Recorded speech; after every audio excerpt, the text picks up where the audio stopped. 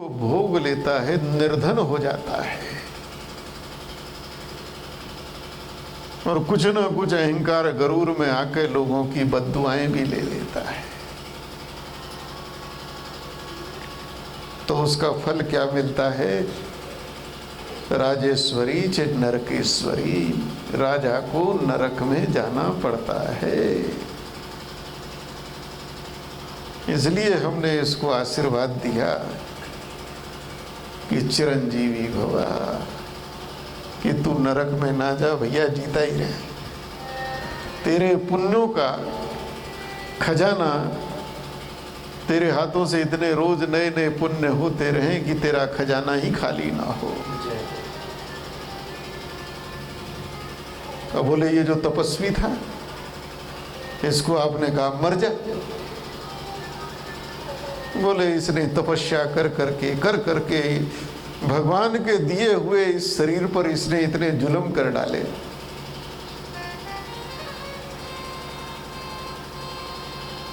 संकल्प ले लिया इतने महीने तक केवल जल पे ही रहूंगा। कई लोग पेड़ पे उल्टा लटक के तपस्या करते हैं, कुछ लोग चारों तरफ आग जलाकर करते हैं। बोले इसने इतना तप कर लिया, इसने इतना कष्ट भोग लिया।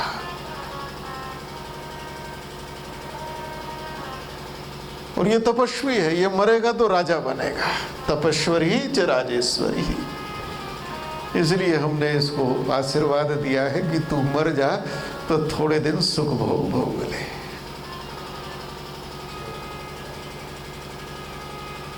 बोले महाराज ये जो शिकारी बैठा है इसको आपने कह दिया कि न मर न जी तो क्या करे? बोले यही तो दुविधा है। अगर ये मरेगा तो जीवन भर पाप करता रहा है, जीवन भर जानवरों को मारता रहा है। अगर ये मरेगा तो रोरव नरक में जाएगा, नरक की यातनाओं को भोगेगा। नरक में इसकी चमड़ी को उधेड़ा जाएगा, गर्म आग के ऊपर लटका दिया जाएगा। इसलिए हमने कहा ना मर। बोले आपने तो ये भी कह दिया कि जीवे भी मत।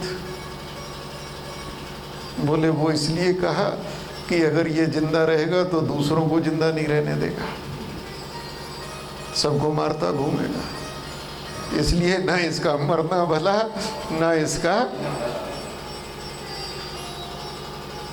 जो ऐसा जीव होता है उसका ना मरना भला होता है ना जीना भला।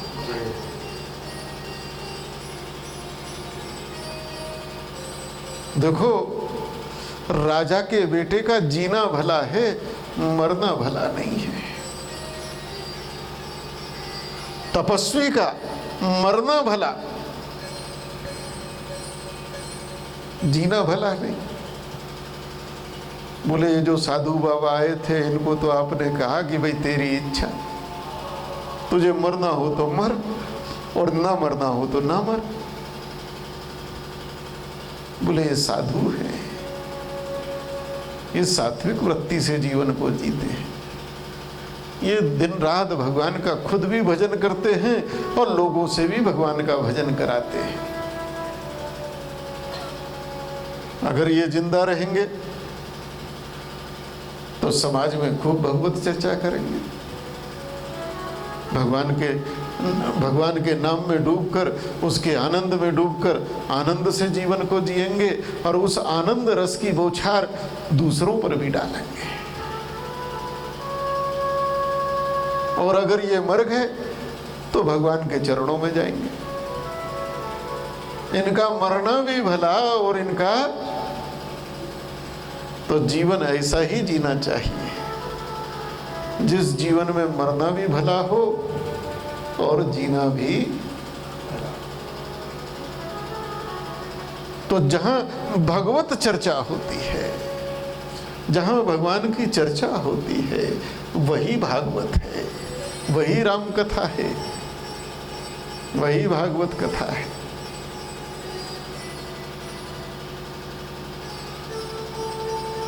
और जहाँ जीवन में सत्कर्म होता है, अपने शरीर के द्वारा, अपनी वाणी के द्वारा, अपने मन के द्वारा, 3 प्रकार से कर्म होता है।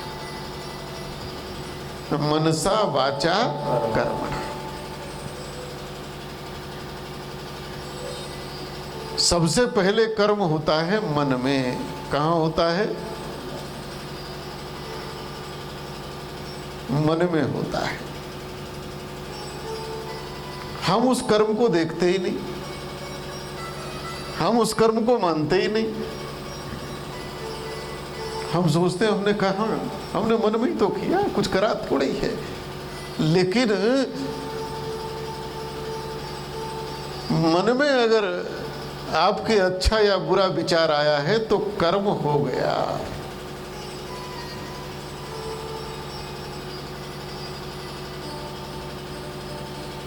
कर्म की उत्पत्ति सबसे पहले मन में होती है। और मन में क्या है? विचार। मन में किस चीज की उत्पत्ति है? विचार की। अब देखो, मन नाम की कोई भी शरीर में ऑर्गन नहीं है, अंग नहीं है। मेडिकल साइंस इस शरीर में आप बता दोगे ये आँख है, ये कान है, नाक है। इस शरीर को खोल के भी ये किडनी है, ये हार्ट है, ये लीवर है, ये फेफड़े हैं, ये छोटी आंत है, ये बड़ी आंत है। सूक्ष्म से सूक्ष्म अंग भी और बता दोगे। लेकिन आज तक मेडिकल साइंस ये नहीं बता पाई कि भाई मन कहाँ है इस शरीर में। मन नाम की क्या चीज है?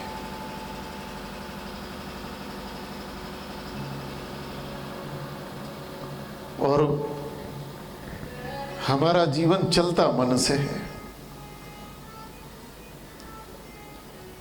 कोई कहे भोजन कर लो, भाई भोजन थाली में से उठाना है, मुंह में रखना है, दांतों से चबाना है, दाढ़ों से उसे पीसना है और अंदर निकल जाना है। लेकिन लोग क्या कहते हैं? अभी मन नहीं है।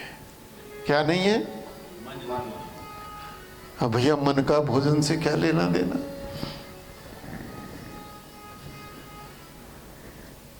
सब्रवाल जी कुर्सी बैठ लो, दिक्कत हो रही हो। हाँ,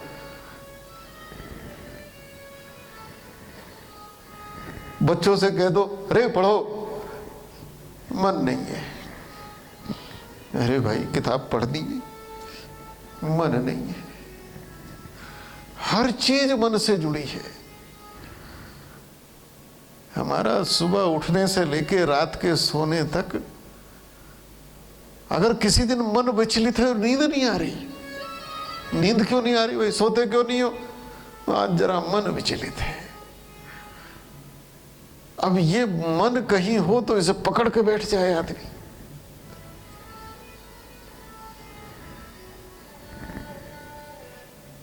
और ये मन आज तक मेडिकल साइंस यही नहीं बता पाई, नहीं तो इसे पकड़ लेते।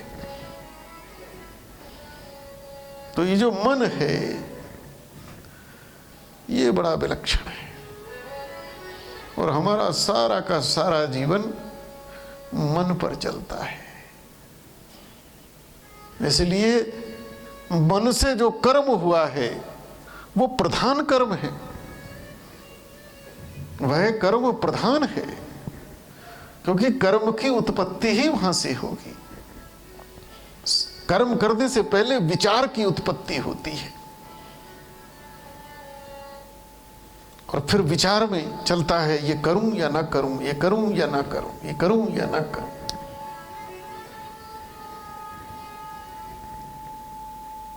अच्छा, ये विचार की उत्पत्ति कहां से हो रही है? तो यह जो संसार है ये सत्व, रज और तम 3 गुणों का ही खेल है। और ये गुण हमारे अंदर घटते बढ़ते रहते हैं। कभी पूजा में बहुत मन लगता है, कभी मन बड़ा उदार रहता है। बड़ी से बड़ी बच्चे गलती करते हैं, अरे कोई बात नहीं चल। और कई बार गलती बच्चों की नहीं होती, कूड़े कहीं बैठे हैं तो उतरता बच्चों पे।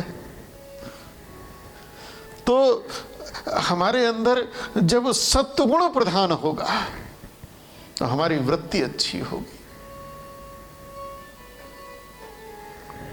और जब सत्वगुण की जगह वो कमजोर पड़ेगा और तमोगुण रजोगुण ऊपर उठेगा तो वृत्ति हमारी बदल जाएगी और वैसे ही विचार हो जाएंगे।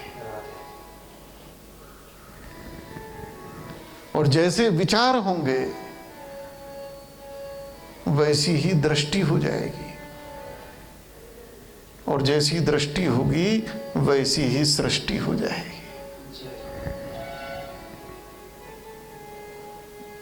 जैसी हमारी अंदर की वृत्ति होगी, यानी विचार होंगे, तो हमारी दृष्टि भी, और जैसी दृष्टि होगी सृष्टि भी। एक बड़ा बहुत अद्भुत उदाहरण आता है एक, और उदाहरण क्या है, एक संत राम कथा कर रहे थे, साधु महाराज कथा करते करते उन्होंने सुनाया कि हनुमान जी सीता जी की खोज करते करते करते करते समुद्र लंघन करके लंका पहुंच गए, और मंदिर मंदिर प्रतिकर सोधा देखे जहां ता अगणित जोधा गयो दसानन मंदिर माही अति विचित्र कछु जा। विभीषण के यहां पहुंच गए, विभीषण से वार्तालाप हुआ, पूछा कहाँ माता, जुगति विभीषण सगल सुनाई, चले उपवन सुध विदा कराई।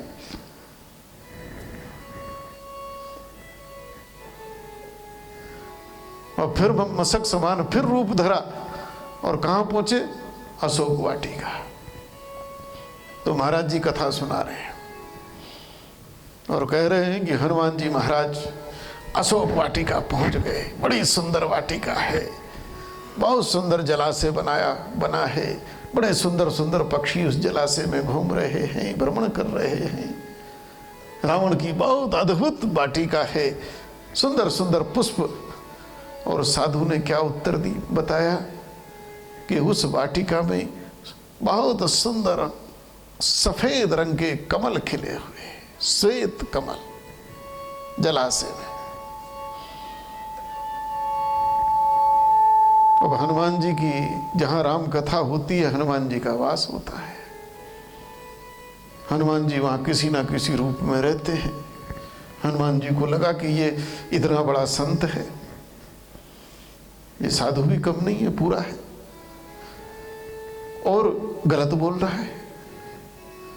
लोगों को कह रहा है सफेद रंग के पुष्प थे, ये साधु बाबा ऐसा बोल रहे हैं, तो इनकी गलती मैं सुधार देता हूं। तो हनुमान जी गदा लेकर प्रकट हो गए, बोले जय श्री राम।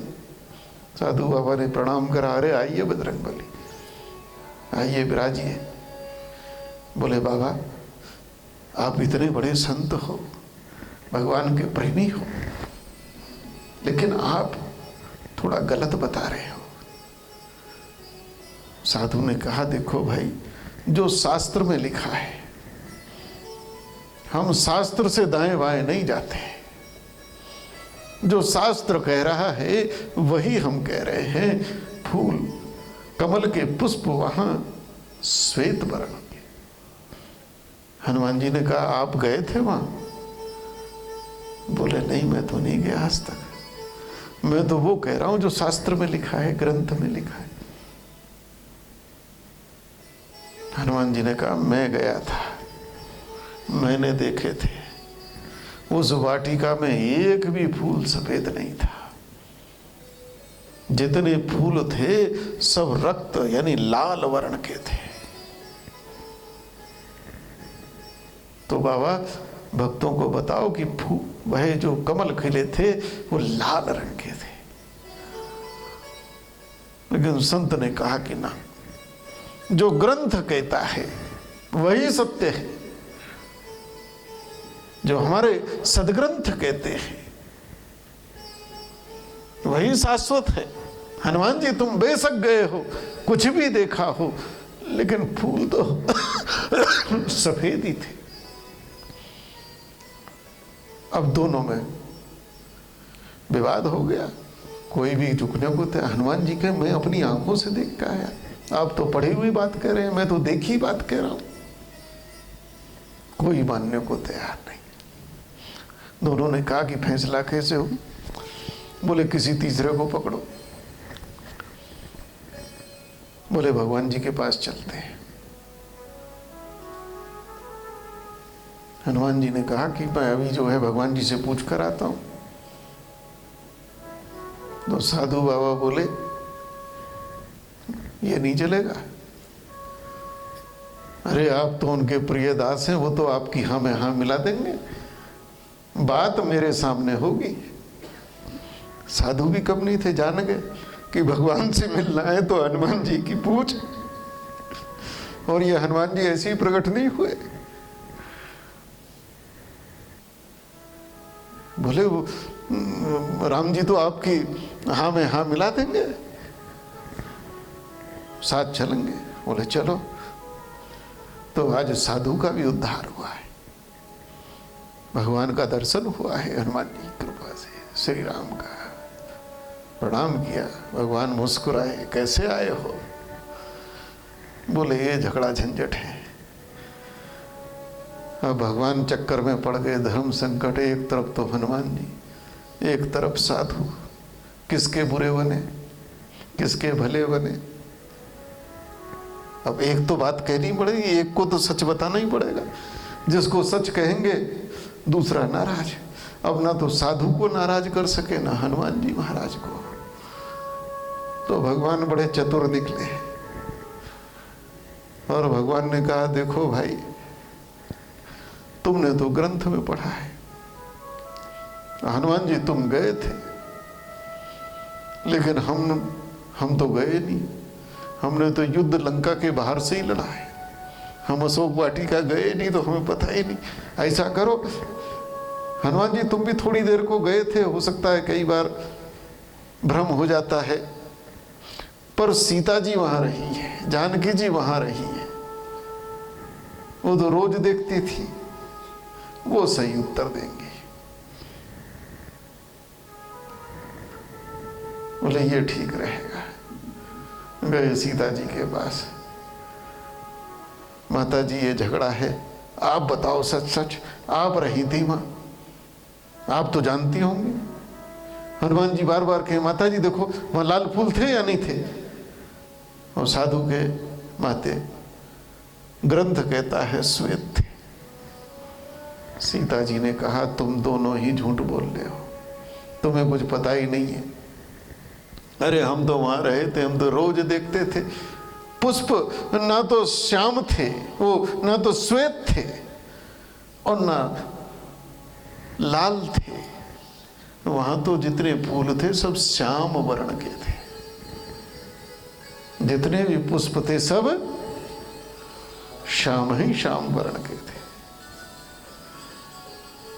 अब ये तो झगड़ा और बढ़ गया। बोले हम तो आए थे फैसला कराने को, यहां तो तीसरा पक्ष भी आ गया। अभी तक तो दो ही पक्षों में था, यहां तो तीसरा पक्ष आ गया। एक कह रहा लाल, एक कह रहा है सफेद, और एक कह रहा है कि हम तो वहीं रहे, रोज देखते थे। नहीं? तो वापस लौटकर भगवान के पास आए। बोले प्रभु अब टालम टोली नहीं चाहिए, अब फैसला आपको करना पड़ेगा, हर हालत में करना पड़ेगा। तो भगवान के सामने बड़ा धर्म संकट आ गया कि क्या फैसला करें।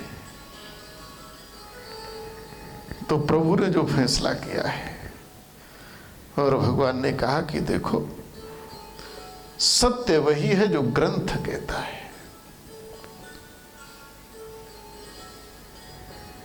सत्य